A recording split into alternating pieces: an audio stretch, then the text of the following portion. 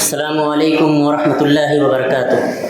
الحمدللہ، یہ ہمارے لیے بڑی خوشی اور مسرت کی بات ہے کہ ہمارے بہت ہی عزیز دوست اور مہمان جو کہ ممبئی سے تشریف لائیں، آپ کا تعلق اسلامک انفارمیشن سینٹر ممبئی سے ہے اور آج ہمارے بیچ تشریف فرما ہیں حافظ خلیل الرحمن سنابلی حفظہ اللہ۔ السلام علیکم ورحمۃ اللہ وبرکاتہ۔ بسم اللہ الرحمن الرحیم۔ ان الحمد للہ نحمده ونستعینه ونستغفره ونعوذ باللہ من شرور انفسنا ومن سیئات اعمالنا، من يهده الله فلا مضل له ومن يضلل فلا هادي له، وأشهد أن لا إله إلا الله وأشهد أن محمدا عبده ورسوله۔ يا أيها الذين آمنوا اتقوا الله حق تقاته ولا تموتن إلا وأنتم مسلمون۔ يا أيها الناس اتقوا ربكم الذي خلقكم من نفس واحدة وخلق منها زوجها وبث منهما رجالا كثيرا ونساء، واتقوا الله الذي تساءلون به والأرحام إن الله كان عليكم رقيبا۔ يا أيها الذين آمنوا اتقوا الله وقولوا قولا سديدا يصلح لكم أعمالكم ويغفر لكم ذنوبكم ومن يطع الله ورسوله فقد فاز فوزا عظيما۔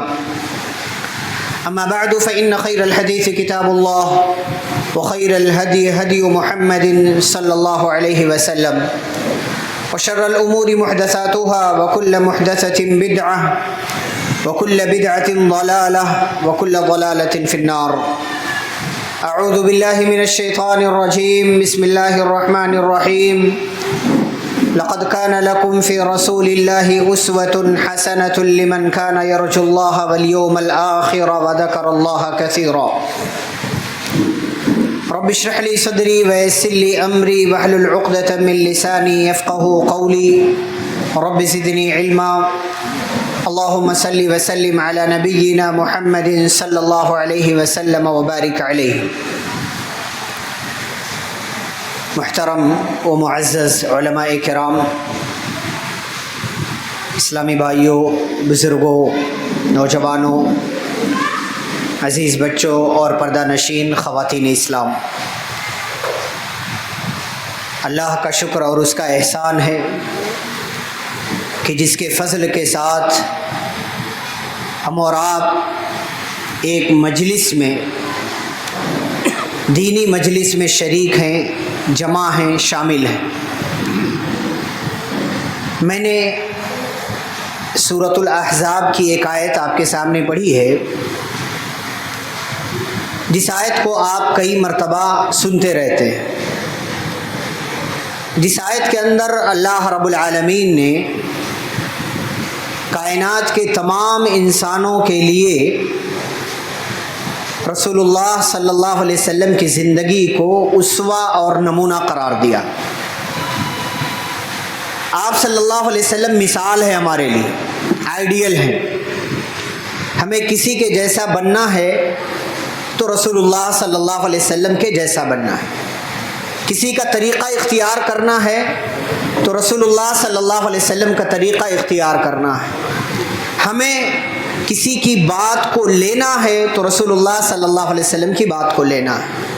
وہی ہمارے لیے نمونہ ہیں، ہادی ہیں، اور وہی ہمارے لیے متبع ہیں کہ جن کی اتباع کرنا ہمارے لیے ضروری ہے۔ میں آپ کے سامنے رسول اللہ صلی اللہ علیہ وسلم کی مکمل زندگی کے حوالے سے نہیں بلکہ مدنی زندگی کے حوالے سے 10 باتیں رکھنے کی کوشش کروں گا۔ اور مدنی زندگی کا تذکرہ اس لیے کیونکہ مدنی زندگی سے پہلے جو آپ کی مکہ کی زندگی ہے، اس میں بھی بہت سارے اسباق ہیں، پیغامات ہیں، دروس ہیں، نصیحتیں ہیں، سمجھنے کی بہت ساری باتیں ہیں۔ لیکن مدینہ آنے کے بعد، ہجرت کے بعد رسول اللہ صلی اللہ علیہ وسلم کی زندگی اور صحابہ کی زندگی، اسلام کی زندگی مکمل بدل گئی. اور یہ 10 باتیں انشاءاللہ 10 الگ الگ حیثیتوں سے ہوں گی، جن میں ہمارے لیے سمجھنے کی بات ہوگی کہ ہم نبی صلی اللہ علیہ وسلم کی زندگی سے کیا لے سکتے. گویا کہ ایک طرف ہم اس درس میں نبی صلی اللہ علیہ وسلم کی زندگی بھی بیان کرنے والے ہیں، دوسری طرف رسول اللہ صلی اللہ علیہ وسلم کی زندگی سے پیغام بھی دینے والے ہیں، تیسری طرف ہم اپنی اصلاح کا کام بھی کرنے والے ہیں. اگر کہیں ہمارے یہاں کسی تعلق سے غلطی ہو رہی ہے تو اس غلطی کی اصلاح بھی ہم کریں گے. پیارے رسول صلی اللہ علیہ وسلم مدینہ آ گئے.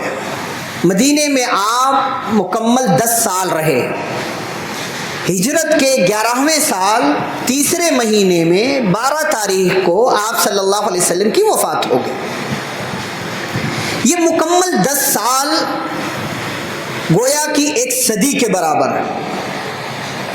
ان 10 سالوں میں نبی صلی اللہ علیہ وسلم نے وہ کام کیا کہ دنیا حیران ہے، دنیا ششدر ہے کہ 10 سالوں میں اتنی بڑی بڑی کامیابیاں ایک بندہ کیسے حاصل کر سکتا ہے. اور اسی لیے شاید آپ سب کو معلوم ہو کہ ایک عیسائی مائیکل ہارٹ نام کا کتاب لکھتا ہے دا 100 کے نام سے، 100 عظیم آدمی انگلش میں. اس کا اردو میں ترجمہ بھی ہوا 100 عظیم آدمی. عیسائی ہے کرسچن ہے، اس کے باوجود پہلے نمبر پر ہمارے پیارے رسول صلی اللہ علیہ وسلم کا نام لکھتا ہے. اور وہ اس کتاب کے مقدمے میں بالکل اسٹارٹنگ میں یہ بات لکھتا ہے کہ مجھے پتا ہے اس کتاب کے شائع ہونے کے بعد لوگ سوال کریں گے کہ بھائی تم عیسائی ہو، تم نے عیسیٰ علیہ السلام کا نام پہلے نمبر پر کیوں نہیں لکھا؟ تم نے مسلمانوں کے نبی کا نام پہلے نمبر پر لکھا ہے. تو وہ جواب دیتے ہوئے کہتا ہے ایسا اس لیے ہے کیونکہ میں نے زندگی کے ہر محاذ پر، ہر میدان میں اس انسان سے زیادہ کامیاب انسان کسی اور کو نہیں پایا. اس لیے میں مجبور ہوا کہ میں اس بندے کا نام پہلے نمبر پر لکھوں. اور اسی لیے عربی زبان کے اندر یہ جملہ بڑا مشہور ہے جس کا ترجمہ میں آپ کے سامنے کر رہا ہوں کہ جو بھی بندہ رسول اللہ صلی اللہ علیہ وسلم کی زندگی کا مطالعہ کر لے بغیر تعصب کے، وہ اگر آپ پر ایمان نہ لائے تو آپ سے محبت کرنے والا ضرور بن جائے گا. اس لیے ہمیں ہمیشہ نبی صلی اللہ علیہ وسلم کی سیرت سے اپنے آپ کو جوڑ کر رکھنا چاہیے، اپنے بچوں کو جوڑ کر رکھنا چاہیے. کیوں؟ اس لیے کہ اگر ہمیں اپنے نبی کی سیرت معلوم نہ ہو تو ہم زندگی کیسے گزاریں گے؟ ہم زندگی میں آگے کیسے بڑھیں گے؟ گرچہ ہمارے نبی صلی اللہ علیہ وسلم 1400 سال پہلے آئے، لیکن آپ کا طریقہ، آپ کی ایک ایک بات، آپ کا ایک ایک عمل 1400 سال کے بعد بلکہ قیامت تک کے لوگوں کے لیے اس بات کے لائق ہے کہ وہ اس پر آسانی سے عمل کر سکتے ہیں. اس میں کسی بھی قسم کی کوئی پیچیدگی، ان کے لیے کوئی الجھن والی چیز اس میں نہیں ہے. اس لیے کہ اسلام قیامت تک کے لیے آیا ہے، نبی صلی اللہ علیہ وسلم قیامت تک کے لوگوں کے لیے بھیجے گئے. آئیے دیکھتے ہیں کہ کیا کیا بات ہے. آپ صلی اللہ علیہ وسلم ہجرت کر کے مدینہ آئے. مدینے میں آپ نے سب سے پہلا کام کیا کیا؟ کیا کیا؟ مسجد بنوائی. آپ قباء میں ٹھہرے، وہاں بھی مسجد بنائی. قباء میں چند دن گزار کر مدینے پہنچے، وہاں بھی آپ نے مسجد بنوائی. پہلا پیغام کیا؟ ہم جہاں بھی رہیں، ہم مسلمانوں کی یہ کوشش ہونی چاہیے کہ ہماری مسجد کا قیام وہاں پر ہو. آپ شہروں میں چلے جائیں، ہمارے بہت سے احباب ہیں، پیس اور سکون کے لیے وہ کسی ایسے علاقے میں جا کر کے گھر لے لیتے ہیں کہ جہاں مسجد نہیں ہوتی. پھر علماء سے فون کر کے سوال کرتے ہیں کیا ہم اپنے گھر میں نماز پڑھ سکتے ہیں؟ یہاں مسجد نہیں ہے. آپ گئے کیوں وہاں پہ؟ صرف سکون کے لیے؟ آپ کو کسی ایسی جگہ رہنا چاہیے جہاں مسجد ہو، یا جہاں آپ جا رہے ہیں وہاں مسجد کا قیام کریں. آپ یہ نبی صلی اللہ علیہ وسلم کی مدنی زندگی کا پہلا پیغام ہے کہ مسلمان جہاں کہیں بھی ہو اسے اپنا گھر بنانے سے پہلے اللہ کا گھر بنانے کی فکر کرنا چاہیے۔ آپ صلی اللہ علیہ وسلم نے پہلے اپنا گھر نہیں بنایا، مسجد بنی، اس کے ساتھ آپ صلی اللہ علیہ وسلم کی بیویوں کے حجرے بنے ازواج مطہرات کے۔ تو پہلے اللہ کا گھر، پھر اس کے بعد آپ اپنا گھر بنائیے، یا آپ اپنا گھر بنائیے لیکن اللہ کا گھر بنانے کی بھی فکر کیجیے۔ یہ پہلا پیغام اسی میں۔ دوسرا پیغام اسی میں یہ ہے، جو پہلا پوائنٹ ہے ہمارا، کہ ہمیں مسجد کو صرف نماز کی حیثیت سے نہیں رکھنا چاہیے۔ مسجد صرف مسجد نہیں ہوتی، آپ صلی اللہ علیہ وسلم کی بنائی گئی یہ مسجد بھی ہے، مدرسہ بھی ہے، غریبوں کا گھر بھی ہے، پڑھنے والوں کے لیے پڑھنے کی جگہ بھی ہے، کوئی باہر سے آ رہا ہے اس کو ٹھہرانے کی جگہ بھی ہے، قیدیوں کو باندھنے کی جگہ بھی ہے، نماز پڑھنے کی جگہ بھی ہے۔ غرض یہ کہ ہر وہ کام جو جائز ہے ان تمام کاموں کے لیے نبی صلی اللہ علیہ وسلم نے مسجد کا استعمال کیا۔ یہاں تک کہ بعض دفعہ لوگوں کا کھیل اور مقابلہ بھی مسجد میں ہوا ہے، یہ بتلانے کے لیے کہ ہمیں کسی نہ کسی حیثیت سے لوگوں کو مسجد سے جوڑتے رہنا چاہیے۔ اور مسجد میں صرف نماز نہیں، پیارے نبی صلی اللہ علیہ وسلم نے اس دیہاتی کو جس نے مسجد میں پیشاب کیا کیا سمجھایا تھا؟ ان هذه المساجد، کہ یہ مسجدیں گندگی کے لیے، پیشاب وغیرہ کے لیے نہیں بنائی گئی، انما ہی لذکر اللہ و تلاوت القرآن، یہ اللہ کے ذکر کے لیے اور قرآن کی تلاوت کے لیے بنائی گئی۔ اور بات دوسری روایتوں میں دوسرے الفاظ، اللہ کے ذکر میں صرف نماز نہیں آتی، اللہ کے ذکر میں وہ ساری چیزیں جس کا تعلق دین سے ہے یا جس کا تعلق لوگوں کے فائدے سے ہے۔ دنیاوی چیز جو منع ہے وہ اپنی جگہ منع ہے۔ تو مسجد کا قیام اور اس کی حیثیت نبی صلی اللہ علیہ وسلم نے سیٹ کیا کہ مسجد بناؤ اور مسجد کو اس کی حیثیت دو۔ یہ نہ ہو کہ مسجد کو صرف نماز پڑھنے کے لیے رکھو اور اس کے بعد اس کے اندر تالا لگا دو، ایسا نہیں ہونا چاہیے، بلکہ مسجد کو مسجد کی حیثیت دینا چاہیے اور اس کو اس کا حق دینا چاہیے، جیسا کہ نبی صلی اللہ علیہ وسلم نے کر کے بتایا۔ یہ پہلا پوائنٹ۔ دوسرا پوائنٹ کیا ہے؟ آپ مدینے آئے تو مدینے میں کتنے لوگ تھے؟ ایک مدینے کے مسلمان جنہوں نے مکے میں آپ سے مل کر کے اسلام قبول کر لیا، دوسرے مدینے میں کچھ مشرک تھے ابھی، تیسرے مدینے میں یہودیوں کے 3 قبیلے، بنو نذیر، بنو قریظہ، بنو قینقاع۔ کیا کیا آپ نے؟ معاہدہ کر لیا، میثاق مدینہ کہا جاتا ہے اس کو۔ مشرکین سے بھی کیا، انصاری صحابہ سے پہلے کر چکے تھے، یہودیوں سے بھی کر لیا کہ بھائی تم ہمارا ساتھ دیں گے، تمہارا دشمن ہمارا دشمن، ہمارا دشمن تمہارا دشمن، ٹھیک ہے فائنل۔ اگر دیت دینا ہو تو تم بھی جرمانہ بھرو گے، ہم بھی ساتھ دیں گے، سب مل بانٹ کر کے دیت دیں گے، جرمانہ ادا کر، ہر چیز میں گویا کہ شریک ہوں گے۔ اس کا فائدہ کیا ہوا؟ مدینے کی پوری مارکیٹ پر یہودیوں کا قبضہ تھا، پوری مارکیٹ پہ، اور سود کا بہت بڑا کاروبار چلا رکھا تھا ان لوگ۔ یہاں تک کہ مدینے میں نبی صلی اللہ علیہ وسلم کے آنے سے پہلے انصار کے 2 قبیلے تھے، اوس اور خزرج، ان دونوں کے درمیان جنگ بعاث، بڑی لمبی جنگ چلی تھی۔ اس جنگ کو لمبی بنانے میں انہی یہودیوں کا بڑا کردار تھا، مال سپلائی کرنا، ہتھیار دینا سود پر، لو ٹینشن نہ لو، ہم پیچھے ہیں، تمہاری مدد کریں گے، ان کو بھی دے رہے ہیں، ان کو بھی دے رہے ہیں۔ اس میثاق مدینہ کا، اس ایگریمنٹ کا، اس معاہدے کا فائدہ کیا ہوا جو آپ صلی اللہ علیہ وسلم نے یہودیوں سے کیا کہ صرف 5 سال کے اندر پورا مدینہ یہودیوں سے پاک ہو گیا۔ اس ایگریمنٹ کا فائدہ ہے۔ اس میں پہلا سبق ہمارے لیے کیا ہے؟ آس پاس ہمارے جو لوگ بھی رہتے ہیں ہمیں ان کے ساتھ مل جل کر رہنا چاہیے، لیکن مل جل کر رہنے کا یہ مطلب نہیں ہے کہ ہم ان کے دین میں شامل ہو جائیں۔ آپ صلی اللہ علیہ وسلم نے معاہدہ کر لیا لیکن دین کے معاملے میں الگ رہے، تو دین کے اندر شامل نہیں ہونا ہے. آس پاس جو لوگ بھی ان کے ساتھ مل جل کر رہنا ہے لیکن ان کے دین میں شامل نہیں ہونا. اور جہاں کہیں ان کو ہماری مدد کی ضرورت پڑے ہم ان کی مدد کریں. کیوں؟ تاکہ کل کو ہماری مدد کی ضرورت پڑے تو وہ بھی ہماری مدد کرے. یہ ہمیں کرنا چاہیے. اور دوسری چیز یہ ہے کہ اگر ہمارے آس پاس کوئی ایسا رہتا ہے جو غلط کام میں ملوث ہے, غلط کام کر رہا ہے, اور ایسا کوئی ہم پلان بنا لیتے ہیں کہ جس کی وجہ سے کوئی غلط کرے گا تو سارے لوگ اس کے خلاف ہو جائیں گے, تو کیا ہوگا؟ اس سے بہت جلد برائی کا خاتمہ ہو جائے گا. ہم نہیں کرتے. آج ہمارے یہاں دیکھیں سگریٹ دھڑلے سے لوگ پیتے ہیں, شراب نوشی کرتے ہیں, بے حیائیاں کر رہے ہیں, غلط کام کر رہے ہیں, یہاں وہاں گھومنا چل رہا ہے, کوئی بولنے والا نہیں. 10-15 سال پہلے لوگ بولنے والے بھی تھے, اب بولنے والا بھی کوئی نہیں. اور جب بولنے والے نہ ہو برائیوں پر تو کیا ہوتا ہے؟ اللہ کا عذاب آتا ہے.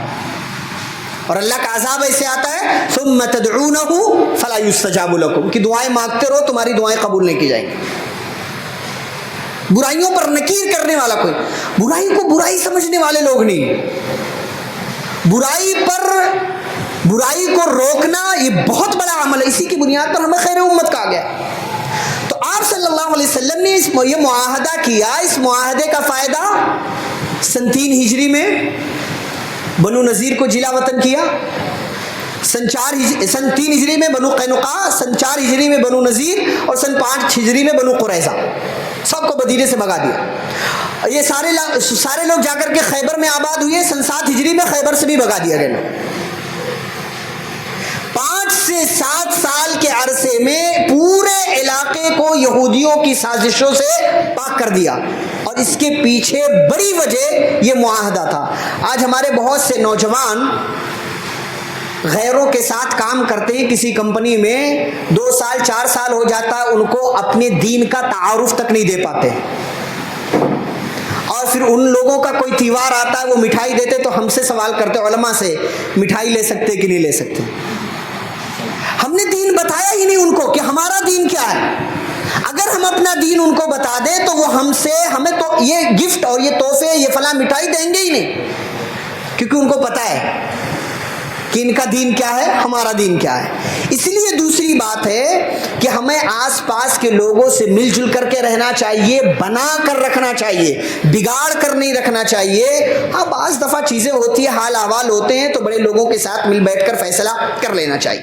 یہ دوسری بات. تیسری بات, آپ صلی اللہ علیہ وسلم مدینہ آئے تو مدینہ آنے کے ساتھ ہی ایک اور بڑا واقعہ ہوا, بس 1 سے 1.5 سال کے عرصے میں. کون سا واقعہ؟ جنگ بدر سے بالکل پہلے. جی نہیں, بڑا واقعہ ہوا جنگ بدر سے ٹھیک پہلے. قبلہ تبدیل ہوا. قبلہ تبدیل ہوا. مکے میں تھے, بیت المقدس کی طرف رک کر کے نماز پڑھ رہے ہیں. مدینے آئے, بیت المقدس کی طرف رک کر کے نماز پڑھ رہے ہیں. 16 یا 17 مہینے تک آپ صلی اللہ علیہ وسلم نے مدینے میں بیت المقدس کی طرف رک کر کے نماز پڑھا. آپ کی خواہش تھی کہ قبلہ تبدیل ہو جائے. اللہ نے کہا سورہ بقرہ میں پارہ نمبر 2 میں, قد نرا تقلب وجهك في السماء, کہ نبی ہم بار بار آپ کا چہرہ آسمان کی طرف اٹھتا ہوا دیکھ رہے تھے, تو ہم نے آپ کی خواہش کے احترام میں قبلہ تبدیل کر دیا. جو آپ چاہ رہے تھے ہم نے اس کو قبلہ بنا دیا. فولی وجهك شطر المسجد الحرام, اب مسجد حرام کی طرف اپنا چہرہ کر لیجیے. قبلہ تبدیل ہو گیا. اس قبلے کی تبدیلی کے پیچھے ایک بہت بڑا راز. کیا راز ہے؟ جی ہاں, ایمان کا امتحان تو ہے, لیکن ایک بڑی خوشخبری تھی اس کے پیچھے. سرداری جو ہے یہودیوں کی چودراہٹ کو ختم کر دے ہے. نہیں, مکے کے حوالے سے خوشخبری تھی. اس سے پہلے مکے والے اعلان کر چکے تھے کہ اب مکے میں طواف اور عمرہ کی نیت سے مسلمان نہیں آ سکتے. داخلہ بند, ٹوٹل, کوئی بھی نہیں آ سکتا. جنگ بدر سے ٹھیک پہلے اللہ تعالی نے قبلہ بدل دیا. کیا بتانے کے لیے کہ یہ خانہ کعبہ گرچہ تمہارے ہاتھ سے گیا ہے لیکن بہت جلد وہ دن آئے گا کہ دوبارہ خانہ کعبہ تمہارے ہاتھ میں ہوگا. کیوں؟ ایسا ہو ہی نہیں سکتا کہ جو تمہارا قبلہ ہے وہ غیروں کے قبضے میں رہے. تو اس لیے گھبراؤ نہیں, اللہ نے خوشخبری دیا کہ خانہ کعبہ پر دوبارہ سے تمہارا قبضہ ہوگا, تم اس کے مالک بن جاؤ گے. اور کتنے سال لگے؟ صرف 6 سال. سن 2 ہجری شعبان کے مہینے میں غالباً قبلہ تبدیل ہوا اور رمضان سن 8 ہجری میں مکہ فتح ہو گیا. صرف 6 سال میں اللہ رب العالمین نے دوبارہ سے مکہ مسلمانوں کے حوالے کر دیا, جس کا تذکرہ ابھی آگے آئے گا انشاءاللہ, وہ بھی ایک پوائنٹ ہے. یہ قبلے کی تبدیلی کا راز. اور آپ جانتے ہیں مسجد قبلتین ہے اللہ تعالیٰ کی مرضی. اس میں ایک پیغام ہمارے لیے یہ بھی ہے کہ جہاں اللہ کا حکم آ جائے جیسے ہی مل جائے کیا کرنا ہے؟ مان لینا. مسجد قبلتین جو گئے ہیں دیکھا ہے, مسجد بیت المقدس ادھر قبلہ اور خانہ کعبہ ادھر, بالکل اپوزٹ. ادھر رک کر کے نماز پڑھ رہے تھے, نماز کے دوران ہی عین قبلہ تبدیل کرنے کا واقعہ پیش آیا اور صحابہ بالکل چہرہ بدل لیا. مسجد قبلتین, اس کو ادھر قبلہ بیت المقدس, ادھر قبلہ خانہ کعبہ ہو گیا. تو یہودیوں نے کیا کہا؟ ما واللہم عن قبلتہم التی کانوا علیہا, ان لوگوں کا کوئی دین دھرم نہیں, آج ادھر کر رہے ہیں کل ادھر کر رہے ہیں. تو اللہ نے ان لوگوں کو کیا کہا؟ یہ بے وقوف ہے. سیقول السفہاء, یہ بے وقوف ہے. قل للہ المشرق والمغرب, مشرق بھی اللہ کا, مغرب بھی اللہ کا, اللہ کی مرضی, جدھر کہے رک کر کے نماز پڑھنا. ہمارا کام کیا ہے؟ ماننا. ولکن البر من آمن باللہ, اصل نیکی کیا ہے؟ اللہ پر ایمان لاؤ, رسول پر ایمان لاؤ, قیامت پر ایمان لاؤ, فرشتوں پر ایمان لاؤ, کتابوں پر ایمان لاؤ. یہ اصل نیکی ہے. اصل نیکی یہ نہیں ہے کہ تم اپنی جو ہے اپنے حساب سے جو چاہو کرو, یا پہلے جو قبلہ آ رہا تھا اسی پر باقی رہنے کی ضد کرو. یہ قبلے کی تبدیلی کے پیچھے کا ایک راز تھا جس کا تذکرہ اللہ رب العالمین نے قرآن مجید کے اندر کیا اور جسے بعض مفسرین نے ذکر کیا. چوتھا پوائنٹ, آپ صلی اللہ علیہ وسلم صحابہ کرام کے, مسلمانوں کے, بلکہ سارے لوگوں کے امیر تھے, لیکن اصل مسلمان ہیں, صحابہ ہیں, آپ ان کے امیر تھے, ذمہ دار. اور ذمہ دار کیسے ہوتا ہے یہ آپ نے کر کے بتایا ہے. ہمارے ہاں آج عہدوں کی دوڑ لگی ہوئی کہ ہمارے ہاتھ یہ بھی آ جائے, یہ بھی آ جائے, یہ بھی آ جائے. کام کوئی نہیں کرتا. کام کی باری آتی ہے, چلو تم کرو, چلو تم کرو, چلو تم کرو. نبی صلی اللہ علیہ وسلم نے نہیں, آپ ہر محاذ پر آگے آگے رہے, ہر محاذ پر. جنگ بدر ہو آپ میدان میں, جنگ احد میں ہو آپ کو زخم آیا, آپ زخمی ہوئے. جنگ خندق میں بھی آپ صلی اللہ علیہ وسلم میدان میں ہیں, اس جگہ پر ہیں. بلکہ جنگ حنین کی باری آئی, صحابہ میدان چھوڑ کر بھاگ گئے. آپ ڈٹے رہے اور آپ نے کہا انا النبی لا کذب, انا ابن عبد المطلب, میں نبی ہوں, میں جھوٹا نہیں ہوں, میں عبد المطلب کا بیٹا ہوں. کہاں چھوڑ کر جا رہے ہو مجھے؟ ہر محاذ پر پیارے رسول صلی اللہ علیہ وسلم نے امیر بن کر کے دکھایا. سردار کیسا ہوتا ہے, ذمہ دار کیسا ہوتا ہے, لوگوں کا اگوا اور قائد کیسے ہوتا ہے, یہ آپ صلی اللہ علیہ وسلم نے بتایا ہے. قائد صرف کریڈٹ لینے کے لیے نہیں ہوتا. آج ہمارے یہاں کچھ لوگوں کا نام بورڈ پر نہیں آئے تو ناراض ہو جاتے ہیں, کچھ لوگوں کا نام مائک میں نہ لیا جائے تو ناراض ہو جاتے ہیں. اللہ تعالیٰ نے قرآن میں صرف 25 نبیوں کا نام لیا ہے. کتنے آئے انبیاء؟ 1 لاکھ سے زائد آئے. قرآن میں صرف 25 نبیوں کا نام ہے. وَرُسُلًا قَدْ قَصَصْنَاهُمْ عَلَيْكَ مِنْ قَبْلُ وَرُسُلًا لَمْ نَقْصُصْهُمْ عَلَيْكَ. کچھ رسولوں کے بارے میں ہم نے آپ کو بتایا, بہت سے رسولوں کے بارے میں ہم نے آپ کو نہیں بتایا. صرف 25 رسول کا اللہ نے تذکرہ کیا. نام اصل نہیں ہے, کام اصل ہے. نام کے پیچھے نہیں بھاگنا چاہیے, کام آپ کا بولتا ہے. اور آپ صلی اللہ علیہ وسلم نے کام کیا ہے, اور جب آپ کام کرتے ہیں تو اللہ آپ کا نام باقی رکھ دیتا ہے. وَرَفَعْنَا لَكَ ذِكْرَكَ, ہم نے آپ کا ذکر لوگوں کے درمیان بلند کر دیا ہے. اور آپ صلی اللہ علیہ وسلم مصیبت کی گھڑی ہو, خوشی کا موقع ہو, لوگوں کا معاملہ ہو, اپنوں کا معاملہ, ہر جگہ آپ آگے آگے رہے. ایک موقع ہے, کچھ ایسا آیا کہ ایسا لگا کہ دشمن حملہ کر رہا رات کی تاریکی میں. پیارے نبی صلی اللہ علیہ وسلم چلے گئے. صحابہ بعد میں آئے پوری تیاری کے ساتھ, تو دیکھا کہ ادھر سے کوئی آ رہا ہے. جب قریب آئے آپ صلی اللہ علیہ وسلم تو لوگوں نے دیکھا کہ تو ہمارے رسول ہیں. یہ قائد ہوتا ہے. لوگوں سے بہت پہلے تیار ہو کر کے اکیلے چلے گئے کہ معاملہ کیا ہے. ہمارے یہاں یہ باپ کو اپنی ذمہ داری پتہ نہیں، ماں کو اپنی ذمہ داری پتہ نہیں ہے، اور اسکول کے پرنسپل کو اپنی ذمہ داری نہیں. جہاں جس کو ذمہ دار بنا دیا جائے، ہر جگہ کوتاہیاں ہیں. اور جب کوتاہیاں ہوتی ہیں تو پھر کام نہیں ہوتا. جہاں کہیں کوئی اپنے معاملے میں ذمہ داری میں کوتاہی کرے گا، کام نہیں ہوگا. پیارے رسول صلی اللہ علیہ وسلم پہلے دن سے لے کر کے اخیر تک آپ ڈٹے رہے، لگے رہے. آپ کو امام الانبیاء بنایا گیا تو آپ نے اس کا حق بھی ادا کیا ہے. آپ باپ ہیں تو آپ کو باپ ہونے کا حق ادا کرنا چاہیے. آپ ماں ہیں تو آپ کو ماں ہونے کا حق ادا کرنا چاہیے. آپ گھر کے سرپرست ہیں تو گھر کے سرپرست ہونے کا حق آپ کو ادا کرنا چاہیے. ورنہ آپ کو حق نہیں ہے کہ آپ گھر کے سرپرست بنیں. آپ مال کماتے ہیں اس لیے آپ گھر کے سرپرست ہیں، باقی آپ چپ مار کر کے بیٹھے رہے، خاموشی کے ساتھ بیٹھے رہیں، آپ کچھ نہ کریں، بھاگ دوڑ کچھ نہ کریں، صرف پیسے دیتے رہیں، گھر کے سرپرست بن جائیں. یہ اصل ذمہ داری نہیں ہے. اصل ذمہ داری ہے آپ صلی اللہ علیہ وسلم جنگوں میں شریک رہے، ذمہ داری کو ادا کیا، ہر محاذ پر آپ صحابہ کے آگے آگے رہے، اور آپ صلی اللہ علیہ وسلم نے ہر جگہ جو قائد اور امیر ہونے کی ذمہ داریاں ہوتی ہیں وہ آپ نے نبھایا.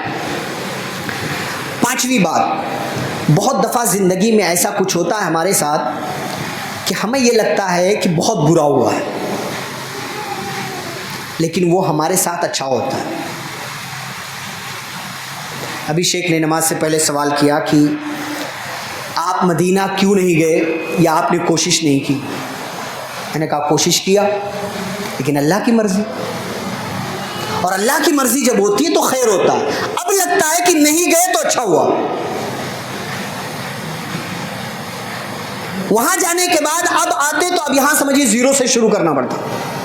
لیکن اتنے دنوں میں جو الحمدللہ جو بھی کام ہوا، اللہ قبول فرمائے اس کو، جو بھی کام ہوا ہے یہ اللہ کی برکت ہے، اللہ کا فضل ہے، اللہ کا احسان ہے. اور آپ کے یہاں درمیان جو بیٹھا ہوا ہوں، ہو سکتا ہے آپ میں سے بہت سے لوگ جانتے ہوں، سوشل میڈیا کے ذریعے بہت سے لوگ جانتے ہوں، یہ اللہ کا شکر ہے، اس کا احسان ہے، اس کا خاص فضل ہے. تو بہت دفعہ ایسا ہوتا ہے، بہت روتا ہے انسان. میں بھی بہت رویا کہ مدینے سے منظوری نہیں آئی. ایسا نہیں کہ پڑھنے میں پیچھے ہوں، میں بہت رویا، لیکن اللہ کے ہر فیصلے میں خیر ہوتا. صحابہ کرام پوری تیاری کے ساتھ 1400 صحابہ چلے کہ جائیں گے عمرہ کریں گے سن 6 ہجری میں.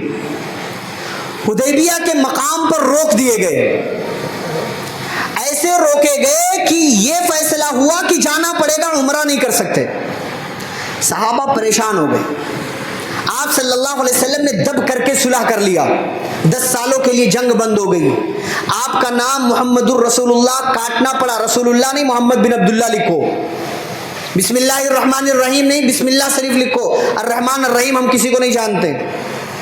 تمہارا جو آدمی ہمارے یہاں آ جائے گا ہم واپس نہیں کریں گے، ہمارا جو آدمی تمہارے پاس چلا جائے گا تمہیں واپس کرنا پڑے گا. دب کر کے گویا کہ آپ صلی اللہ علیہ وسلم نے صلح کیا. صحابہ حد درجہ ناراض.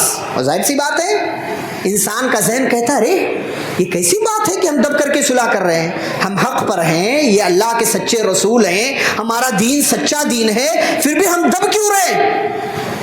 صحابہ نے سوال بھی کیا. حضرت عمر رضی اللہ تعالیٰ عنہ شدید ناراض. صحابہ اتنے ناراض ہیں کہ پیارے نبی صلی اللہ علیہ وسلم آ کر کے کہہ رہے ہیں کہ میرے صحابہ چلو اٹھو، اپنی قربانی کے جانور قربان کر لو اور اپنے سر کے بالوں کو حلق یا تقصیر کروا لو، مڈا لو یا کٹوا لو. کوئی ایک صحابی بھی نہیں اٹھا.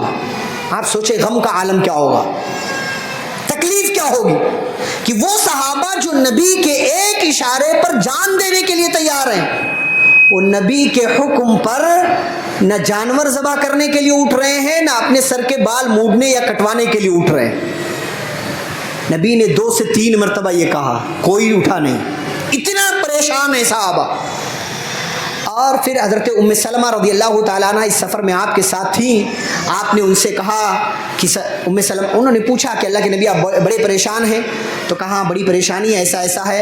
حضرت ام سلمہ نے کہا اللہ کے نبی آپ ایک کام کیجئے، آپ جائیے، آپ اپنا جانور قربان کر دیجئے اور حجام کو بلوائیے، اپنے سر کے بال اتروا لیجئے. آپ صلی اللہ علیہ وسلم گئے. صحابہ نے آپ کو یہ کرتا ہوا دیکھا.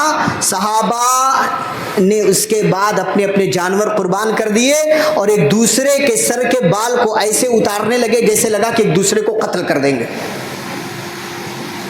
ایک بات یہ معلوم ہوئی کہ صحابہ کے یہاں اطاعت اور اتباع کا جذبہ تھا۔ نبی نے جو کیا ہے ہمیں کرنا ہے، جیسے کیا ویسے کرنا ہے، ایک چیز یہ۔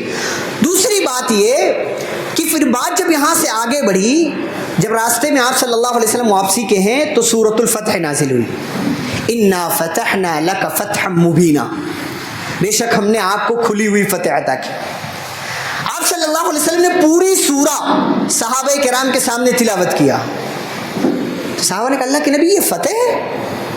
ہاں، یہ دب کر کے صلح ہوئی ہے، ہم ہارے ہوئے لگ رہے ہیں، ہمیں عمرہ کے لیے جانے نہیں دیا گیا، ہمیں آگے بڑھنے نہیں دیا گیا، بہت ساری چیزیں ہوئی، یہ فتح مبین اللہ تعالیٰ کہہ رہا۔ کہاں یہ فتح مبین؟ کیوں؟ اس لیے کہ یہ فتح مکہ فتح ہونے کا دروازہ بنی، یہ فتح صلح حدیبیہ، یہ اسلام کی دعوت مکہ مدینے سے باہر دوسرے ملکوں کے ذمہ داروں تک اسلام کی دعوت کو پہنچنے کا یا پہنچانے کا ذریعہ اور وسیلہ بنی۔ بعض دفعہ ہماری زندگی میں ایسا کچھ ہوتا ہے کہ ہمیں لگتا ہے ایسا نہیں ہونا چاہیے، لیکن وَعَسَىٰ أَن تَكْرَهُوا شَيْئًا وَهُوَ خَيْرٌ لَكُمْ، بہت دفعہ آپ کو لگتا ہے کہ آپ کے ساتھ برا ہوا، لیکن اللہ تعالیٰ آپ کے ساتھ اس کام کو کر کے اچھا کرنا چاہ رہا ہوتا۔ حضرت مریم علیہ السلام جب حمل سے ہوئی، پیدائش کا وقت قریب آیا تو کیا کہنے لگی؟ یا لیتنی مت قبل ھذا وکنت نسیا منسیا، اے کاش پہلے ہی مر گئی ہوتی، مجھے بھلا دیا جاتا کہ مریم نام کی بھی کوئی خاتون تھی، میرے ہاں بچہ پیدا ہوگا، لوگ سوال کریں گے کہ مریم تیرے ہاتھ میں یہ بچہ کیسا آیا، تو ایسی ہے تو ویسی ہے، بہت سے سوالات، بہت سی باتیں ہوں گی، یہ ساری باتیں سننے سے پہلے اے کاش میں مر جاتی، یہ معاملہ ہی نہ آتا، یہ نوبت نہ آتی، کسی کو پتہ نہ ہوتا مریم نام کی کوئی خاتون تھی۔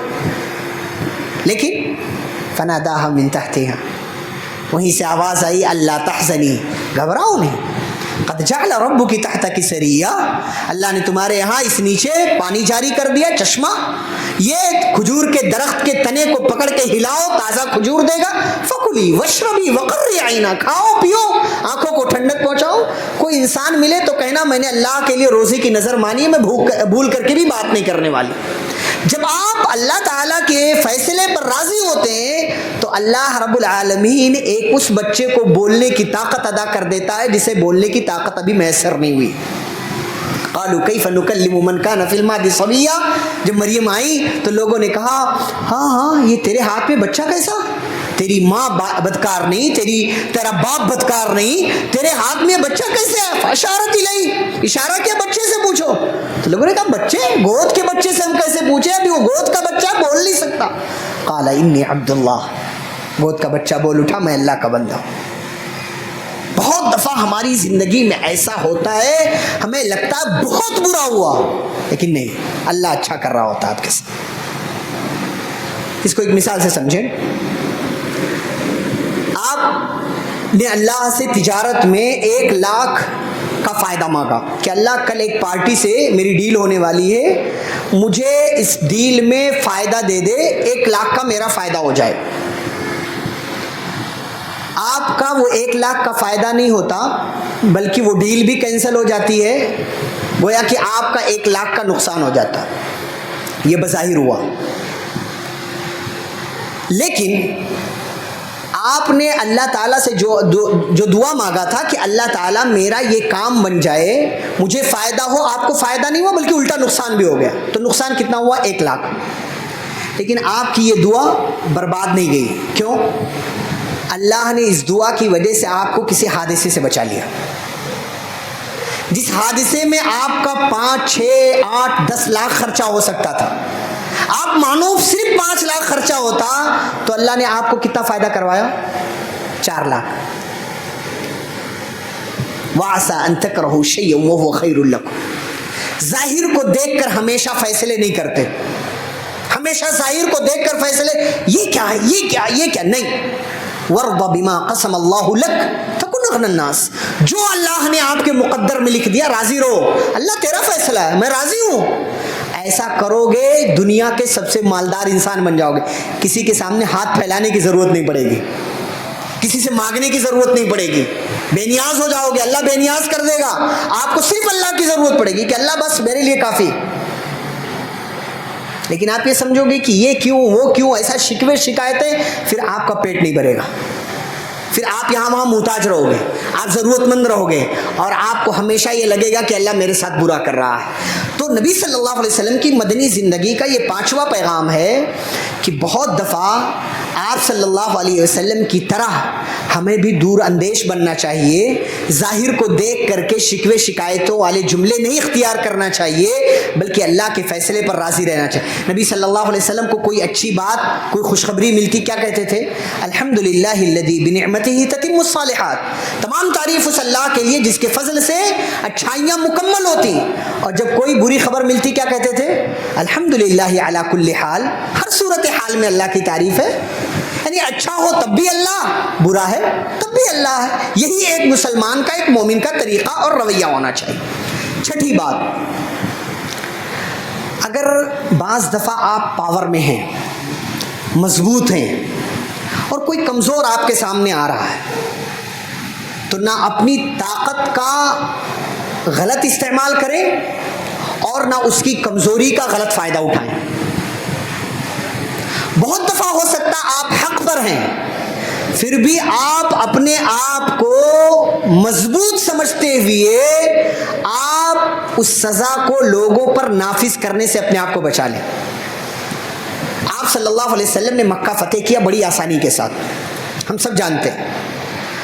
آپ کے سامنے سارے مجرمین ہیں, 10 سے 11 موسٹ وانٹڈ ہیں جن کے بارے میں نام کے ساتھ یہ اعلان ہوا ہے یہ کہیں بھی ملے ان کو قتل کر دیا جائے.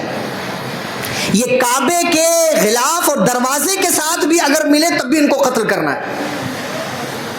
لیکن اس کے باوجود آپ صلی اللہ علیہ وسلم نے ان میں سے 6 یا 7 لوگوں کو معاف کیا. عام معافی کا اعلان کر دیا آپ نے, جو خانہ کعبہ میں داخل ہو جائے, ابو سفیان کے گھر میں داخل, اکرمہ بن ابو جہل موسٹ وانٹڈ کی لسٹ میں, لیکن ان کی بیوی کے کہنے کی وجہ سے آپ صلی اللہ علیہ وسلم نے امان نامہ دے دیا, ان کو بھی معاف کر دیا, وہ مسلمان ہو گئے. عام معافی کا اعلان کیا. آپ چاہتے ایک ایک سے بدلہ لیتے, کوئی کچھ نہیں کر سکتا تھا آپ کا. 10,000 کا لشکر مسلمانوں کا, صحابہ کا مکے کے اندر موجود ہے, کوئی کچھ نہیں کر سکتا تھا, ایک ایک سے بدلہ لیتے. لیکن کمال یہی ہے کہ جب آپ اپنی طاقت نافذ کر سکتے ہو تو آپ کا امتحان ہے کہ آپ اپنی طاقت نافذ کر رہے ہیں کہ نہیں کر رہے. ایک صحابی, ان کا نام مجھے نہیں یاد آ رہا, وہ اپنے غلام کو مار رہے تھے. پیارے نبی صلی اللہ علیہ وسلم نے ان کو کہا کہ ذرا انصاف سے کام لو, تم اس کے مالک ہو, تمہارا بھی ایک مالک, تم اس کے مالک ہو, تمہارا بھی ایک مالک. حضرت ابو بکر صدیق رضی اللہ تعالیٰ عنہ کی بیٹی اما عائشہ رضی اللہ تعالیٰ عنہ پر زنا کا الزام لگا, منافقین نے لگایا. ماحول ایسا بنا, افواہ ایسی اڑی کہ اس میں بعض صحابہ بھی شامل ہو گئے. انہی میں ایک صحابی تھے جو حضرت ابو بکر صدیق رضی اللہ تعالیٰ عنہ کے رشتہ دار ہیں, غریب تھے, ان کا خرچہ پانی ابو بکر صدیق رضی اللہ عنہ اٹھاتے تھے. لیکن جب بیٹی پر زنا کا الزام لگانے والوں میں ان کا بھی نام آیا تو ابو بکر صدیق رضی اللہ تعالیٰ عنہ نے ہاتھ اٹھا لیا. ظاہر سی بات ہے, باپ کو تکلیف ہوگی کہ اس کا خرچہ پانی میں اٹھاتا ہوں, یہی میری بیٹی پر زنا کا الزام, ہمارے یہاں ایسا ہو تو لوگ مار دیں, زندگی بھر تانا دیتے رہے کہ تجھے کھلایا پلایا, تو میری بیٹی پر زنا کا الزام لگا رہا, میری بیٹی کے تعلق سے اس طرح کی باتیں کر رہا. انہوں نے خرچہ پانی بند کر دی. اللہ کو یہ بات پسند نہیں ہے. اللہ نے کہا وَلَا يَأْتَلِ أُولُو الْفَضْلِ مِنْكُمْ وَالسَّعَةِ أَنْ يُؤْتُوا أُولِي الْقُرْبَى وَالْمَسَاكِينَ وَالْمُهَاجِرِينَ فِي سَبِيلِ اللَّهِ وَلْيَعْفُوا وَلْيَصْفَحُوا. کہا کسی بھی مالدار کے لیے جائز نہیں ہے کہ وہ کسی یتیم, مسکین, مہاجر, مسافر کا خرچہ اٹھا رہا تھا, اس کی غلطی کی وجہ سے اسے روک لے. وَلْيَعْفُوا وَلْيَصْفَحُوا, درگزر کر دو, معافی سے کام لو, نظر انداز کر دو. أَلَا تُحِبُّونَ أَن يَغْفِرَ اللَّهُ لَكُمْ, کیا تم نہیں چاہتے کہ اللہ بھی تمہیں معاف کر دے؟ ان اللہ غفور الرحیم, اللہ بخشنے والا, رحم کرنے والا. پتہ کیا چلا, آپ زمین والوں کی غلطیاں معاف کریں, آسمان والا آپ کی غلطیاں معاف کرے گا. یہی پیارے نبی صلی اللہ علیہ وسلم کی زندگی کا پیغام ہے. آپ نے اپنی ذات کے لیے کبھی کسی سے انتقام نہیں لیا, کبھی نہیں. بات اللہ کے دین کی آئی, آپ نے بدلہ لیا. بات صحابہ کی آئی, آپ نے صحابہ کو دھوکے سے شہید کرنے والوں کے خلاف مہینے تک بددعائیں کی آپ نے. لیکن بات جب اپنی آئی, کسی نے ساحر کہا, کسی نے کاہن کہا, کسی نے شاعر کہا, کسی نے مجنون کہا, کسی نے محمد کے بجائے مزمم کہا. یہ لائق تعریف نہیں, یہ لائق مذمت ہے, یہ برا ہے, یہ قابل نفرت ہے. نبی نے کوئی توجہ نہیں دی, اگنور. خذ العفو, اللہ نے کہا معافی سے کام لو. وَإِن تَعْفُوا وَتَصْفَحُوا وَتَغْفِرُوا فَإِنَّ اللَّهَ غَفُورٌ رَحِيمٌ. معاف کر دو, درگزر کر دو, غلطیاں بھول جاؤ, اللہ تعالیٰ بھی تمہاری غلطیاں بھول جائے گا, معاف کر دے گا, تمہاری غلطیوں کو نیکیوں میں بدل دے گا. تو لوگوں کی غلطیاں نظر انداز کرنا سیکھے. ہمارے ہاں چھوٹی چھوٹی بات پر بھائی بھائی سے ناراض ہو جاتا ہے. کبھی بھول کر کے کسی کو شادی میں نہیں پوچھا, وہ شادی میں نہ پوچھنے کی وجہ, شادی اتنی بڑی چیز ہے کہ خون کے رشتوں کو آپ بھلا دے رہے. بارات بھی لے گیا, اس کی وجہ سے ناراض ہوئے. بارات اتنی بڑی چیز ہے, اس کا کوئی تصور نہیں ہے. بعض دفعہ شادی میں سامنے والے گھر سے وہ چمچ, وہ کٹورا, وہ بالٹی وہ نہیں آئے جو اس کے ہم نے اس کی بیٹی کی شادی میں دیا تھا. اس طرح سے جو ہے عورتیں ناراضگی ظاہر کرتی ہیں, پورے گاؤں بھر میں, محلے بھر میں جو ڈڈورا پیٹتی ہیں. کیوں؟ یہ کون سی اسلام کی تعلیم؟ بھائی دل بڑا کرو, ظرف بڑا کرو, انسان بڑے بنو. بڑے بنو گے, لوگوں کے ساتھ رحمتوں والا سلوک کرو گے, محبتیں لٹاؤ گے, معافی والا رویہ رکھو گے, اللہ بھی آپ کے ساتھ درگزر والا معاملہ کرے گا. وہ ہے نا وہ ایک روایت, وہ قرض کے تعلق سے ہے, لیکن ایک بندہ تھا لوگوں کو قرضہ دیتا تھا. لوگ آتے تھے قرضہ لے کر کے جاتے, مالدار تھا, لکھا پڑھی ہو گئی فلاں دن وصول کرنا ہے, تو اپنے آدمیوں کو بھیجتا تھا جاؤ وصول کر کے لاؤ. تو بھیجنے سے پہلے یہ بھی کہتا تھا دیکھو جو دینے کے لائق ہو اس سے لینا, جو مہلت مانگے اس کو مہلت دے دینا, جو نہ دے پائے اس کو چھوڑ دینا. پیارے نبی صلی اللہ علیہ وسلم فرماتے ہیں جو اللہ کے بندوں کے ساتھ ایسا سلوک کرتا ہے کہ چھوڑ دو, درگزر کر دو, نظر انداز کر دو, اللہ بھی قیامت کے دن اپنے فرشتوں سے کہے گا اس کے نامہ اعمال میں غلطیاں ہیں, گناہ, نظر انداز کر دو, چھوڑ دو, بھول جاؤ, درگزر کر دو, تذکرہ ہی نہیں کرو کہ اس کے نامہ اعمال میں غلطیاں ہیں. آپ لوگوں کی غلطیاں بھول جائیں, معاف کر دیں, دل بڑا کر دیں, اللہ تعالیٰ آپ کی غلطیاں معاف کرے گا. یہ نبی صلی اللہ علیہ وسلم کی زندگی کا ایک بڑا پیغام. 7ویں بات, جاہلیت کی رسموں کا خاتمہ کیا آپ صلی اللہ علیہ وسلم. بہت جاہلیت کی رسمیں تھیں, ایک سے ایک. بیٹیوں کو زندہ درگور کرنا پورے عرب میں نہیں ہوتا تھا. ہمارے ہاں بعض دفعہ بولنے والے بھی ایسا بولتے ہیں کہ ایسا لگتا ہے پورے عرب میں ایسا ہو رہا تھا کہ لڑکیوں کو زندہ دفن کیا جاتا. نہیں, بعض قبیلوں میں ہوتا تھا, بعض علاقوں میں ایسا ہوتا تھا, پورے عرب میں نہیں ہوتا. اگر پورے عرب میں ہوتا لڑکیاں بچتی ہی نہیں, پھر شادیاں کیسے ہوتی؟ بعض قبیلوں, بعض علاقوں میں ایسا ہوتا تھا. تو اس رسم کو آپ نے ختم کیا, اسلام نے اس کو ختم کیا. ایسے آپ دیکھیں ستاروں کو دیکھ کر بارش طلب کرنا, یہ ستارہ نکلا بارش ہوگی. ستارہ بارش برساتا ہے, اللہ برساتا ہے. ایسے ہی ذات برادری والی بات ہے. کتنی ایسی چیزیں, اپنے خاندان پر فخر کرنا, دوسروں کے خاندان میں عیب نکالنا, فلاں ایسا ملیچ ہے, یہ ہے, وہ ہے, نہ جانے کیا کیا. اسی لیے لوگ شادیاں نہیں کرتے دوسروں کے خاندان میں, جبکہ اس کا کوئی تصور نہیں ہے شریعت.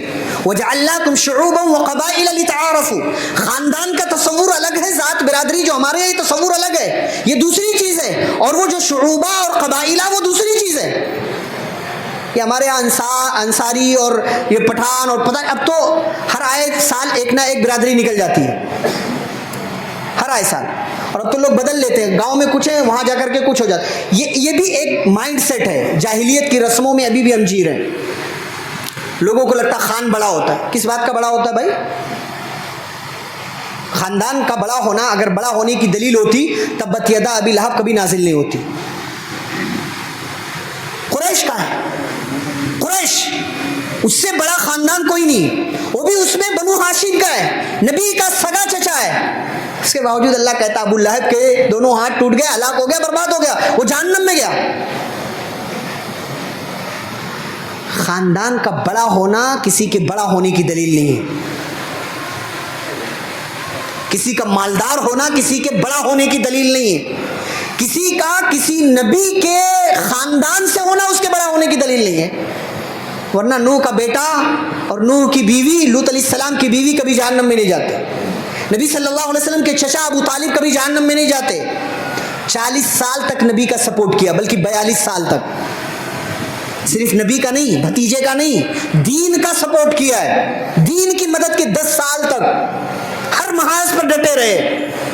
اور جب تک ابو طالب زندہ تھے مکہ والوں نے کھل کر کے نبی صلی اللہ علیہ وسلم پر حملہ نہیں کیا. یہ ان کے رہنے کا فائدہ تھا. لیکن جہنم میں ہو تو خاندان کا بڑا ہونا, یہ ہمارے یہاں لوگ اسی رسموں میں جی رہے ہیں. ہم یہ ہیں, ہم وہ ہیں تو ہیں, آپ بڑے نہیں ہو اس کی وجہ سے.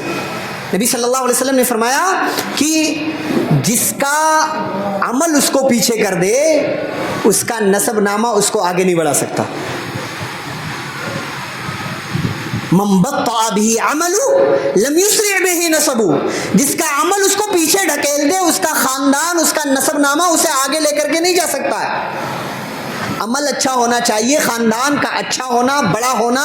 یہ آپ مکہ میں بھی رہ جائیں کوئی فائدہ نہیں ہے جب تک کہ آپ کے پاس ایمان نہ ہو, توحید کی دولت نہ ہو, سنت کی اتباع نہ ہو, نبی صلی اللہ علیہ وسلم کا طریقہ اختیار نہ کرنا ہو.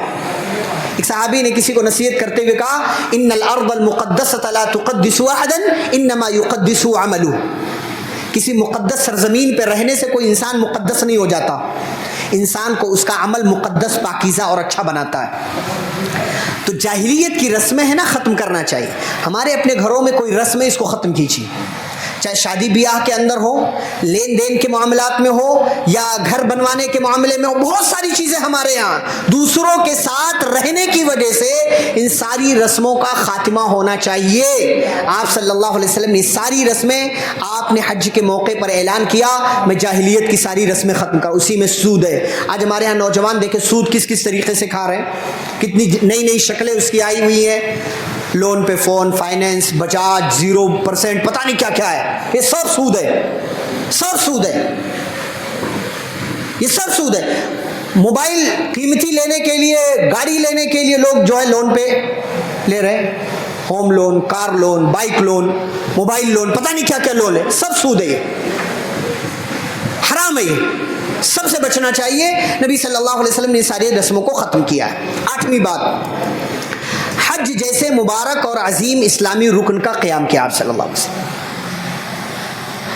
آپ سارے معاملات سے فارغ ہوئے, آپ حج کے لیے گئے. ہمارے ہاں بھی لوگ سارے معاملات سے فارغ ہوتے تو حج کے لیے جاتے ہیں, صحیح ہے؟ یہ صحیح نہیں ہے. کیوں؟ کیونکہ حج فرض ہی نہیں تھا پہلے, اور ابھی حج کیا ہے؟ فرض. جیسے ہی آپ مالدار ہو گئے, صاحب استطاعت ہو گئے, آپ کو حج کرنا ہے. ہمارے یہاں لوگ بڑھاپے کا انتظار کرتے ہیں, بوڑھے ہو جائیں گے پھر جائیں گے تاکہ نیکیاں سب ختم ہو جائیں, سب نیکیاں مل جائیں, برائیاں گناہ سب مٹ جائیں, ختم ہو جائیں. اب سب کتنے لوگ ہیں, بیٹی کی شادی کرنی ہے, فلاں کی کرنی ہے, اس کی کرنی ہے, سب کی کرتے رہتے, اپنی نہیں کرتے, پھر دنیا سے چلے جاتے, پھر پتہ نہیں اولاد کرے گی کہ نہیں کرے گی. حالانکہ فرض تھا ان کے اوپر, استطاعت تھی, طاقت تھی, جا سکتے تھے. اور حج یہ جوانی کی عبادت ہے. اور آپ صلی اللہ علیہ وسلم نے 62 سال کی عمر میں حج کیا, یا 63 سال آپ کہہ لیجئے. آپ کے پاس طاقت تھی, آپ نبی تھے, اور نبیوں کے پاس کئی لوگوں کی طاقت ہوتی ہے. اور آپ اللہ تعالیٰ کی طرف سے بائی آرڈر چل رہے تھے آپ, اور اس سے 1 سال پہلے ہی حج فرض ہوا تھا. پہلے حج فرض بھی نہیں تھا کہ کوئی کہے کہ نہیں آخری عمر میں حج کیا جاتا ہے. حج جوانی کی عبادت ہے, طاقت کی عبادت. تو آپ صلی اللہ علیہ وسلم نے حج بھی کیا لوگوں کو بتلانے کے لیے کہ آس پاس کے سارے معاملات دیکھو لیکن حج بھی کرو. اور آپ صلی اللہ علیہ وسلم نے حج میں آپ دیکھیں اس عظیم اسلامی رکن کا آپ نے قیام کیا, تو ساتھ ہی آپ نے ہر موقع پر صحابہ کو نصیحت بھی کی. آپ نے اس میں سب سے بڑی نصیحت کیا تھی؟ علم حاصل کرنا. آپ کتنے بڑے کیوں نہ ہو جائیں, کہیں پر بھی پہنچ جائیں, آپ کو علم حاصل کرتے رہنا چاہیے. آپ نے حج کے موقع پر صاحب خذوا عنی مناسککم, مجھ سے حج کے طریقے سیکھ لو. آپ صحابہ کے درمیان آپ خطبے سے فارغ ہوئے تو آپ نے کہا فَلْيُبَلِّغِ الشَّاهِدُ الْغَائِبُ، جو آج یہاں نہیں ہے وہ میری باتیں ان لوگوں تک پہنچا دے جو آج یہاں نہیں ہیں. جو یہاں پر موجود ہیں وہ میری باتیں جو آج یہاں نہیں ہیں ان لوگوں تک پہنچا دیں. یہ آپ صلی اللہ علیہ وسلم نے پیغام دیا ہے کہ ہمیں پوری زندگی اللہ رب العالمین کی عبادت کے ساتھ لگ کر کے ہمیں علم جیسی اہم چیز کو بھی حاصل کرتے رہنا چاہیے اور علم سیکھنے اور سکھانے کا کام کرتے رہنا چاہیے. یہ 8ویں بات ہو گئی. 9ویں بات، یہ بہت اہم بات ہے کہ سماج کے دبے کچلے اور مزدور قسم کے جو افراد ہوتے، جو مزدور طبقہ ہوتا ہے، ان کے حقوق کی رعایت کی آپ صلی اللہ علیہ وسلم. ہمارے ہاں بعض دفعہ لوگ تھوڑے سے بڑے ہو جاتے ہیں، اپنے گھر والوں کو بھول جاتے ہیں، رشتہ داروں کو بھول جاتے، پہچانتے نہیں آپ کون، فون تک نہیں کرتے. افسوس ہے آپ رشتہ داروں کو بھول رہے ہیں جس رشتہ داری کو نبھانے کا حکم دیا اللہ نے. آپ صلی اللہ علیہ وسلم نے رشتہ داریاں نبھائی ہیں. آپ نبی بنائے جانے کے بعد بھی، نبی بنائے جانے سے پہلے بھی، آپ صلی اللہ علیہ وسلم نے سماج کے ہر قسم کے افراد کے حقوق کی رعایت کی ہے. آپ نے بیواؤں کے حقوق بتائے، یتیموں کے حقوق بتائے، مزدوروں کے حقوق بتائے. آپ کی دکان میں کام کرنے والے ان کے بھی حقوق ہیں. اور آپ نے ان تمام لوگوں سے ملاقاتیں کی ہیں، ان کے درد کو سمجھا ہے. ایک صحابی حضرت زاہر بن حرام یا حرام رضی اللہ تعالیٰ عنہ ہیں، بہت غریب دیہات کے تھے، مدینے سے تھوڑی دوری پر ان کا علاقہ تھا. سبزیاں وغیرہ کچھ پھل وغیرہ لا کر کے مدینے کی مارکیٹ میں بیچتے تھے. نبی سے بڑی محبت تھی ان کو، اور نبی صلی اللہ علیہ وسلم کو بھی ان سے بڑی محبت تھی. جب وہ گاؤں سے آتے نبی کے لیے کچھ تحفہ لے کر کے آتے تھے، اور جب مدینے کی مارکیٹ میں اپنا سامان بیچ کر جاتے تھے تو نبی ان کو تحفے میں کچھ دیتے تھے. یہ سلسلہ چلتا تھا. ایک دن مدینے کی مارکیٹ میں کچھ بیچ رہے تھے، پیچھے سے آپ صلی اللہ علیہ وسلم آئے اور ان کی آنکھوں پر ہاتھ رکھ لیا. یہ بعض روایتوں میں ہے کہ پیچھے سے آپ نے آ کر کے پکڑ لیا، جیسے بعض دفعہ ہم بچوں کے ساتھ کرتے ہیں. تو حضرت ظاہر نے کہا ارسلی من ہذا، چھوڑو مجھے، کون ہے، کس نے مجھے پکڑا، چھوڑو. پہلے انہیں پتہ نہیں چلا کہ نبی صلی اللہ علیہ وسلم. تو تھوڑی دیر کے بعد نبی کے جسم سے آنے والی خوشبو کی وجہ سے وہ سمجھ گئے کہ یہ کوئی اور نہیں ہے، مبارک ذات ہے کائنات کی. تو اپنا جسم بالکل ساکت کر دیا، خاموش، کہ پتہ نہیں دوبارہ زندگی میں یہ موقع کب ملے گا. بالکل پرسکون. جب نبی صلی اللہ علیہ وسلم سمجھ گئے کہ یہ پہچان گئے میں کون ہوں، تو آپ نے ایک اور مذاق کیا ان سے، من یشتری ھذا الغلام، کا کون ہے جو اس غلام کو مجھ سے خریدے گا. تو انہوں نے کہا اللہ کے نبی آپ مجھے میری قیمت لگا رہے ہیں، لوگوں کے درمیان میری کوئی قیمت نہیں ہے. کیوں؟ ایک تو دیہاتی ہیں، شکل کے اچھے نہیں ہیں، بالکل کالے کھلوٹے سے، جو ہماری اپنی زبان میں بات کی جائے تو غریب ہے. سبزیاں وغیرہ میں کیا اوقات ہے سبزی بیچنے والے کی ہماری نظر میں، ٹھیلے پر کام کرنے والے کی کیا اوقات ہے، کچھ نہیں. تو انہوں نے کہا اللہ کے نبی مجھے بیچ کر آپ کو کچھ نہیں ملے گا، دنیا والوں کی نظر میں میں معمولی ہوں. آپ صلی اللہ علیہ وسلم نے فرمایا بل انت عند اللہ غال، کا ظاہر سنو، دنیا والوں کی نظروں میں تم معمولی ہوگے لیکن اللہ کی نظر میں تم غیر معمولی ہو، تمہاری قیمت نہیں لگائی جا سکتی. یہ ہے آپ صلی اللہ علیہ وسلم کا رویہ اس انسان کے ساتھ جس طرح کا انسان ہمارے سماج میں کسی بھی حیثیت سے جوڑا اور سمجھا نہیں جاتا. اسے ہم دعوتوں تک میں نہیں پوچھتے ہیں، بلکہ ایسے لوگوں کے گھر ہم گھر کا بچا ہوا کھانا پہنچاتے ہیں اور سمجھتے ہیں نیکی کر رہے ہیں. دعوت میں پوچھو تب نیکی ہے، یعنی کہ دعوت میں کھانا بچ گیا اس کے بعد پہنچا رہے ہو، یہ کون سی نیکی بھائی؟ یہ تو کچڑا دے رہے ہو کہ بچ گیا، اوور ہو گیا، زیادہ ہو گیا تو خراب ہو جائے گا اس لیے آپ دے رہے ہو. یہ کتنی غلط بات. کبھی اس غریب کے نام پر گھر پہ کچھ بنوا کر کے اس کے گھر پہنچایا؟ نہیں پہنچایا. ایک اور روایت سنیے. صحیح بخاری کی حدیث ہے. راوی کہتے پتہ نہیں وہ مرد تھا کہ عورت تھی. بہرحال بعض روایتوں میں آتا کہ وہ مرد تھا, بعض میں آتا کہ وہ عورت تھی. کیا کرتے تھے؟ مسجد نبوی کی صفائی ستھرائی کا کام, مسجد کے خادم. چلو ہم مرد مان کر کے چل رہے ہیں.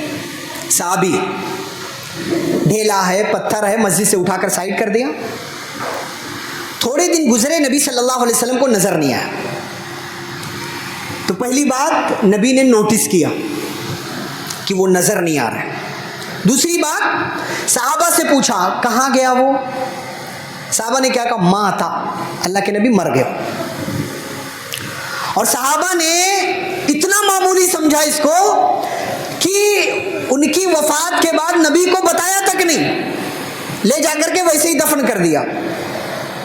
جب نبی سے صحابہ نے کہا کہ ان کی وفات ہو گئی, ہم نے دفن کر دیا, تو صحابہ کو نبی نے ڈانٹا, افلا کنتم آذنتمونی بھی, ارے اس کی وفات ہو گئی, تم لوگوں نے مجھے بتایا, دلونی علی قبری, چلو مجھے اس کی قبر بتاؤ. اب آپ اس بندے کی قسمت پر رشک کیجئے کہ کائنات کا امام مسجد کی صفائی کرنے والے کو نوٹس کر رہا ہے. اور بعض روایتوں میں آتا کالا کلوٹا وہ بھی, شکل کا بالکل سیاہ, غریب, مسجد کی صفائی کرنے والا. نبی نوٹس کر رہے ہیں, سوال پوچھ رہے ہیں, جواب ملنے پر صحابہ کو ڈانٹ رہے ہیں, اور آگے کہہ رہے چلو مجھے اس کی قبر پر لے چلو. صحابہ نے قبر بتائی, آپ گئے, آپ نے اس کی قبر کے پاس کھڑے ہو کر نماز جنازہ پڑھی اور اس کے استغفار کے لیے اللہ سے دعا کیا. محدثین شارحین کہتے ہیں یہ اکیلا بندہ ہے جس کی اکیلے کی قبر پر نبی نے کھڑے ہو کر کے نماز جنازہ پڑھی ہے, استغفار کی دعا کیا ہے. اس کے علاوہ کسی اور کے اکیلے کی قبر پر نبی نے نماز جنازہ نہیں پڑھی.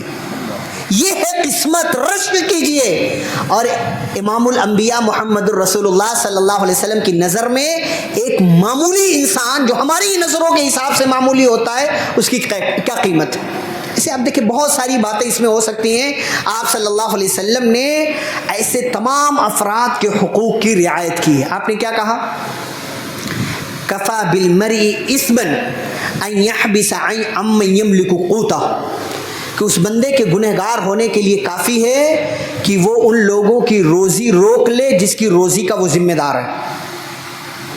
آپ اگر اپنے بیوی بچوں کے ذمہ دار ہیں, آپ انہیں کھلاتے نہیں, محنت نہیں کرتے, آپ گنہگار ہیں.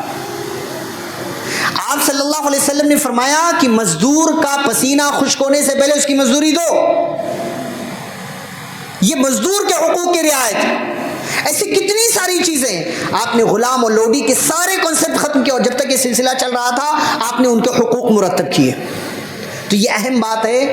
ہمارے علاقے میں جو بھی غریب, مزدور, ہم سے کمتر جو لوگ رہتے ہیں, کسی بھی حساب سے, مال کے حساب سے, شکل کے حساب سے, صورت کے حساب سے, باڈی کے حساب سے, کسی گھر کے حساب سے, جس بھی حساب سے, میں انہیں معمولی نہیں سمجھنا چاہیے. اس لیے کہ زمین پر بہت سے لوگ معمولی ہوتے ہیں, لیکن آسمان میں وہ غیر معمولی ہوتے ہیں. ہم ان کی قیمت کا اندازہ نہیں لگا سکتے. آخری بات بتا کر کے انشاءاللہ بات ختم ہوگی, اور وہ یہ کہ عبادتوں پر مداومت کیجیے, عبادتوں کا التزام کیجیے, عبادتوں پر جمے رہیے, لگے رہیے. ایسا نہ ہو کہ کام ختم, عبادت بھی ختم, رمضان ختم, عبادت بھی ختم, ذی الحجہ کا عشرہ ختم, عبادت بھی ختم. نہیں, ایسا نہیں تھا کہ نبی صلی اللہ علیہ وسلم مکہ فتح ہو گیا, چلو اب خلاص, اب عبادت نہیں کر رہے ہیں. نہیں, ایسا نہیں کہ حج کر لیا اب عبادت نہیں کرنا ہے. زندگی کی آخری سانس تک وَاعْبُدْ رَبَّكَ حَتَّى يَأْتِيَكَ الْيَقِينُ, اپنے رب کی عبادت کرو یہاں تک کہ موت آ جائے. اور اللہ نے خود نبی صلی اللہ علیہ وسلم کو کہا, پوری سورہ نازل کی, سورۃ النصر, اذا جاء نصر اللہ والفتح, جب اللہ کی مدد آ جائے, کامیابی مل جائے, اور آپ دیکھیں کہ لوگ دین میں فوج در فوج داخل ہو رہے ہیں, کیا کرنا آپ کو؟ فسبح بحمد ربک واستغفر. اب آپ کو اور زیادہ اللہ کی عبادت کرنا ہے. یعنی زندگی کے آخری پڑاؤ پر اب رب کی اور زیادہ عبادت کرنا چاہیے. کیوں؟ اس لیے کہ پہلے پتہ نہیں کچھ کیا ہے کہ نہیں کیا, اب اللہ کو راضی کر لو. اور زندگی کے ہر دن کو ہمیشہ آخری دن سمجھنا چاہیے. عقل مند وہی بندہ ہے, چاہے وہ نوجوان ہو, بوڑھا ہو, مرد ہو, عورت ہو, جو اپنی زندگی کے ہر دن کو آخری سمجھے, اسے ایک اور موقع سمجھے. اسی لیے نبی صلی اللہ علیہ وسلم نے کہا اگر نماز کو بیسٹ بنانا ہے, پرفیکٹ بنانا ہے, تو کیسے پڑھنا ہے؟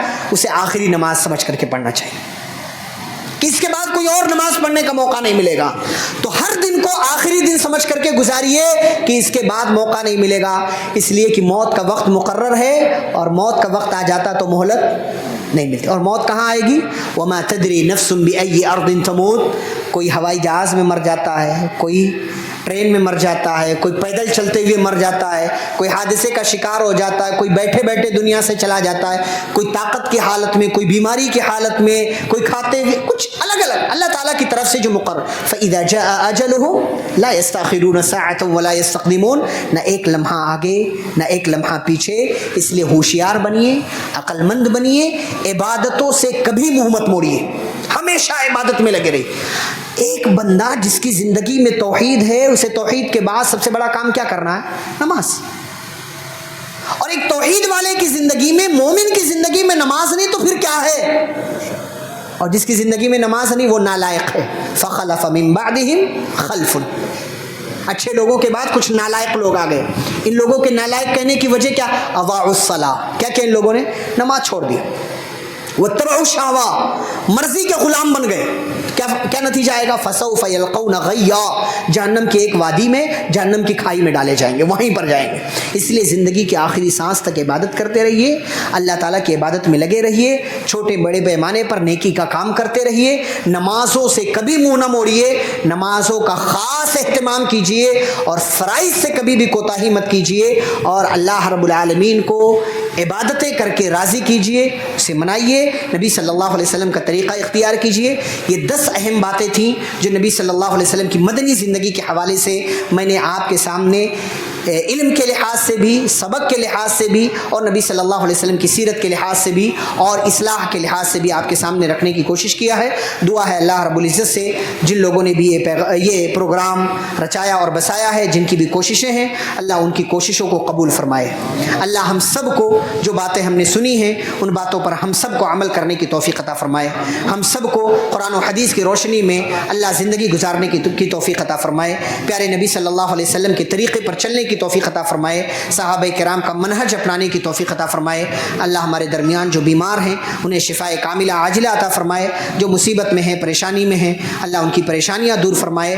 جو کل تک زندہ تھے آج نہیں ہیں, اللہ ان سب کی قبروں کو نور سے بھر دے, انہیں جنت الفردوس میں داخلہ نصیب فرمائے. جو زندہ ہیں اللہ ہم سب کو جب تک دنیا میں زندہ رکھے, اسلام اور ایمان پر زندہ رکھے. خاتمہ و تو خاتمہ بالخیر ہو. وصلی اللہ تعالی علی نبینا محمد وعلی آلہ واصحابہ اجمعین. ربنا تقبل منا انك انت السميع العليم. والسلام علیکم ورحمۃ اللہ وبرکاتہ.